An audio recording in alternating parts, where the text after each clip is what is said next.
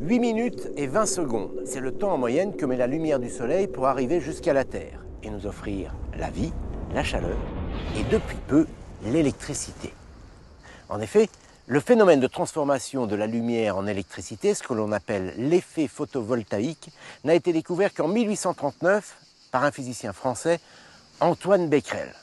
Les premières cellules photovoltaïques ont vu le jour un siècle et demi après et aujourd'hui, les panneaux photovoltaïques fleurissent un peu partout autour de nous. Alors comment fonctionnent ces panneaux? Comment les installe-t-on? Quel est l'avenir de cette énergie? Voilà des questions auxquelles nous allons apporter toute la lumière du soleil.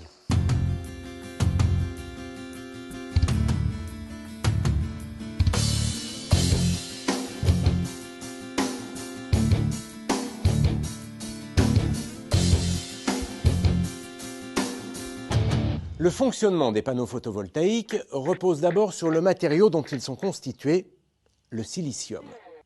C'est un élément que l'on retrouve en abondance sur Terre puisqu'il est extrait de la silice contenue dans le sable.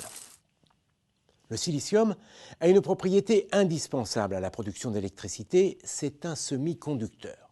Attention, ce n'est pas le seul matériau semi-conducteur qui existe sur Terre, mais actuellement, c'est celui qui a le plus la cote. Ça va, pas la peine de rajouter non plus. Revenons à la fameuse propriété du silicium. Comme toute la matière qui nous entoure, le silicium est constitué d'atomes. Un atome, c'est un noyau de particules autour duquel gravitent des électrons, des charges négatives. Quand les panneaux photovoltaïques sont exposés à la lumière, les électrons du silicium s'agitent dans tous les sens. Ils passent d'un atome à l'autre. Pour autant, ça ne fait pas un courant électrique. Un courant électrique, c'est une circulation d'électrons dans un sens bien précis. Pour obtenir ce courant, on va doper le silicium. Mais non, pas comme ça. Le dopage du silicium est une opération qui consiste à obtenir d'un côté un surplus d'électrons et de l'autre un déficit d'électrons. On crée ce que l'on appelle une tension électrique. De cette manière, les électrons circulent toujours de la borne négative, qui possède un surplus d'électrons, un surplus de charge négative, vers la borne positive, qui, elle, présente un déficit d'électrons. Finalement, c'est ce qui se passe avec une pile et c'est exactement ce que l'on cherche à reproduire avec des panneaux photovoltaïques. Ils sont constitués de plusieurs couches. Sur la couche exposée à la lumière, on a ajouté du phosphore, autrement dit, un matériau dont les atomes possèdent davantage d'électrons que ceux du silicium. Et sur la couche inférieure, on a ajouté du bore, un matériau dont les atomes, cette fois, possèdent moins d'électrons que ceux du silicium. On obtient donc une sorte de pile, avec d'un côté une borne négative qui présente un surplus d'électrons grâce au phosphore, et de l'autre une borne positive qui présente un déficit d'électrons grâce au bore. Il suffit ensuite de relier les deux bornes avec un fil conducteur, de placer sur ce fil une ampoule par exemple, et dès que le soleil vient frapper les panneaux, les électrons du silicium se mettent à circuler en alimentant au passage l'ampoule. On obtient un courant électrique. L'avantage, c'est que c'est inépuisable. Dès que le soleil brille, les panneaux photovoltaïques se mettent à produire du courant électrique. Vous l'avez compris, avec les panneaux photovoltaïques, ce n'est pas la chaleur du soleil que l'on recherche, mais son rayonnement. Voilà pourquoi le photovoltaïque est une solution parfaitement adaptée quel que soit l'endroit où l'on habite en France. Certes, la couverture nuageuse va diminuer le rendement des cellules photovoltaïques, mais malgré la présence des nuages, elles vont continuer à produire de l'électricité.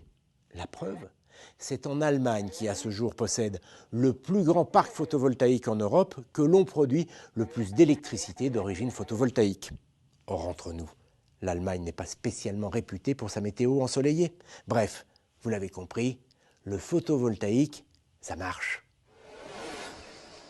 Quand on installe des panneaux photovoltaïques, on fait avec le bâtiment un petit peu comme on fait avec un patient. On commence par un bilan solaire. Il est confié à un spécialiste, un conseiller, comme on dit dans le jargon, en fonction de la localisation géographique, du niveau d'ensoleillement, de la superficie de la toiture, de son orientation, son inclinaison, de l'ombre qu'elle subit, le conseiller va dimensionner l'installation photovoltaïque. À l'issue de cette étude, il fournit également une estimation des revenus complémentaires qui sont liés à cette production d'électricité. On va maintenant parler de l'installation en elle-même. Elle nécessite plusieurs compétences. Celle d'un électricien, mais pas seulement. Il faut aussi respecter l'intégrité de la toiture. Veiller à ce que les panneaux photovoltaïques ne perturbent ni l'isolation, ni l'étanchéité. C'est la raison pour laquelle on fait appel à des artisans qui ont une double compétence, électricien et couvreur. On va aller leur faire un petit coucou.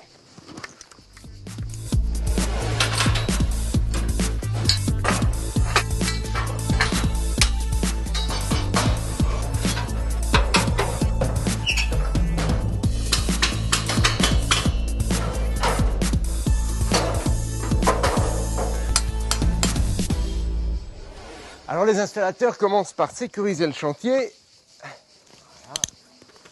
et préserver la maison. On va aller faire un petit tour là-haut, histoire nous aussi de prendre le soleil.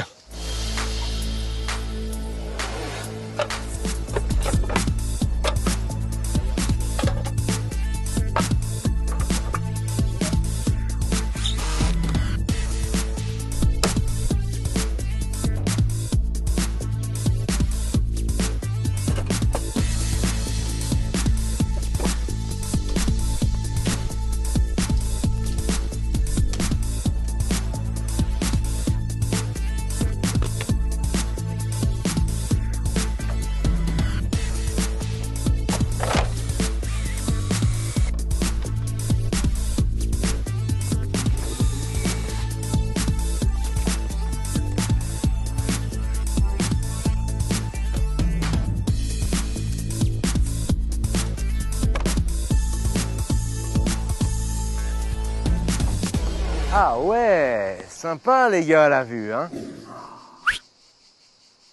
Oh, j'oubliais, c'est pas de ce côté qu'il faut regarder, c'est par là.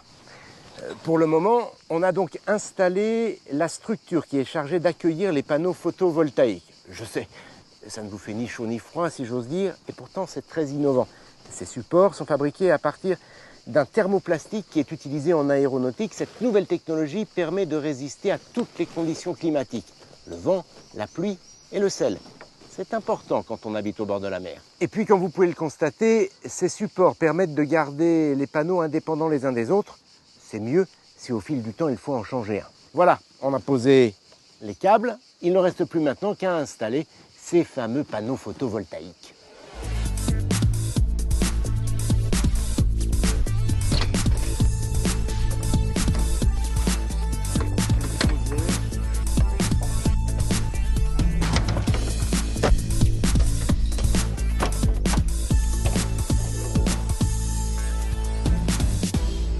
Il n'y a pas un seul nuage menaçant à l'horizon, mais je peux vous assurer que la toiture est aussi étanche qu'au départ grâce aux panneaux photovoltaïques qui sont désormais installés et qui sont parfaitement étanches, et grâce aussi à la structure sur laquelle ils sont posés qui elle aussi est parfaitement étanche.